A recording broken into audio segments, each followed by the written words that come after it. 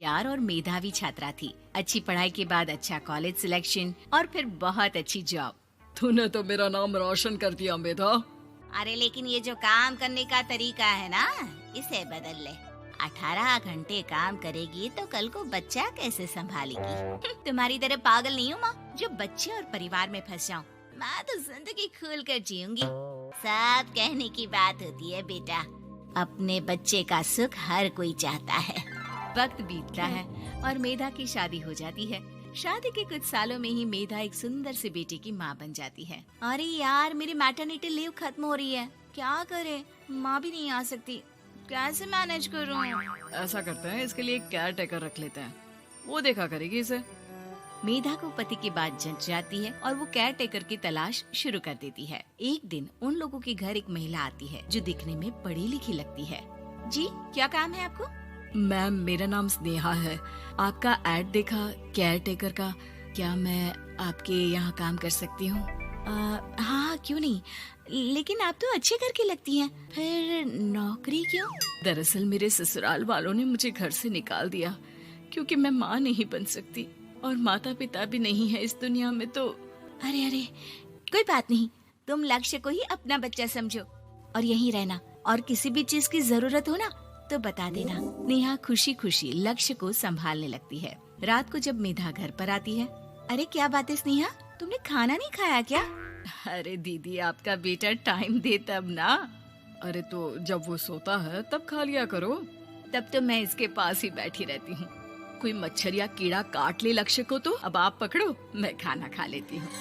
स्नेहा वहाँ से चली जाती है। बहुत ही अच्छे से ख्याल रख रही है ये लक्ष्य का। मेधा, इतना तो शायद तुम भी ध्यान नहीं देती। मेधा को पति की बात बुरी तो लगती है, लेकिन कुछ नहीं कहती। धीरे धीरे स्नेहा मेधा और उसके पति के साथ बाहर भी जाने लगी। सुनो, स्नेहा को भी बाजार ले चलते हैं, वो क्या है ना, लक्ष्य को देख लेगी जब तक मैं शॉपिंग कर लूंगी।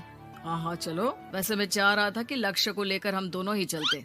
क्या यार, तुम तो फ्री में इमोशनल हो जाते हो, कितना देख लेंगे हम दोनों मिलकर, ले चलो उसे। कार से निकलकर मेधा और लक्ष्य रोड क्रॉस कर रहे थे कि सामने से कार आ जाती है। मेधा का ध्यान नहीं होता, लेकिन स्नेहा तुरंत लक्ष्य को मेधा से छीन लेती है। मेधा गिर जाती है और कार मेधा को छूकर निकलती है, जिससे मेधा को खून आ जाता है। पति मेधा को हाथ देकर उठाता है। स्नेहा लक्ष्य को लेकर गले लगाई रहती है। थैंक्स स्नेहा, मैंने तो ध्यान ही नहीं दिया था कि कार आ रही है। स्नेहा का गुस्सा मालकिन पर टूट पड़ता है। अरे कैसी माँ है आप, अगर आज कुछ लक्ष्य को हो जाता तो मैं आपको कभी माफ नहीं करती। छोटा सा बच्चा है, उसे चोट लगती है तो पता है कितनी तकलीफ होती है। पति भी स्नेहा को देखने लगता है कि उसे क्या हो गया। मेधा को स्नेहा पर काफी गुस्सा आ जाता है। घर आकर कहती है, देखो स्नेहा, माना तुम लक्ष्य को बहुत प्यार करती हो, लेकिन वो मेरा बेटा है, मैं कभी जानबूझकर उसके साथ बुरा नहीं कर सकती, समझी? मुझे माफ कर दीजिए, मैं लक्ष्य को लेकर कुछ ज्यादा ही सेंसिटिव हो चुकी हूँ। मैं ध्यान रखूंगी कि आगे से ऐसा ना हो। मेधा का मन स्नेहा से अब हटने लगा था। एक शाम मेधा ऑफिस से घर आती है कि लक्ष्य उसे दिखाई नहीं देता और ना ही स्नेहा। वो स्नेहा के कमरे में जाती है जहाँ दोनों सो रहे होते हैं। अरे स्नेहा, लक्ष्य को आज इस कमरे में क्यों सुला दिया? दीदी, मुझे नींद आ रही थी, ऐसे में उसे कमरे में अकेले लिटाना मुझे ठीक नहीं लगा। मेधा बच्चा उठाने लगती है कि स्नेहा टोक देती है। रहने दीजिए ना दीदी, सो रहा है, फालतू में नींद खराब हो जाएगी। मेधा को गुस्सा आ जाता है और वो बच्चा उठाकर वहाँ से चली जाती है। अगले दिन मेधा स्नेहा को बुलाती है, साथ में एक और लड़की खड़ी होती है। स्नेहा, अब तुम अपना कुछ और देख लो, हम लोगों को नई केयर टेकर मिल गई है, तुम इस हफ्ते घर छोड़ देना। स्नेहा का मन लक्ष्य को छोड़ने का नहीं करता, लेकिन नौकरी तो नौकरी होती है ना। स्नेहा घर से चली जाती है। धीरे धीरे महीने और साल बीतते जाते हैं और लक्ष्य एक नौजवान लड़का हो जाता है। लक्ष्य, आज मुझे मंदिर जाना है, ले चलोगे? ठीक है माँ, एक काम करके अभी वापस आता हूँ, तब तक आप और पापा दोनों तैयार हो जाइए। दोनों तैयार होकर बैठ जाते हैं, लेकिन लक्ष्य काफी देर तक नहीं आता। अरे मेधा, फोन तो करो लक्ष्य को, देखो क्या हो गया उसे। मेधा फोन करती है तो पता चलता है कि लक्ष्य का एक्सीडेंट हो गया है और वो सिटी अस्पताल में है। जल्दी चलिए, पता नहीं कैसा होगा मेरा बेटा। अरे चिंता ना करो, सब ठीक होगा, मैं अभी कार निकालता हूँ। दोनों मियाँ बीवी अस्पताल पहुँचते हैं, जहाँ वो लोग देखते हैं कि लक्ष्य बिस्तर पर पड़ा होता है। एक महिला इन्हें यहाँ लेकर आई है, वो वहाँ बैठी है, लेकिन फिलहाल तो आप लोगों को इनके लिए किडनी का प्रबंध करना होगा। एक्सीडेंट में इसकी किडनी डैमेज हो गई है। मेरी ले लीजिए डॉक्टर साहब, मेरे बेटे को बचा लीजिए। नहीं नहीं, आप माँ हैं, आपकी नहीं ले सकते, पिता की भी नहीं।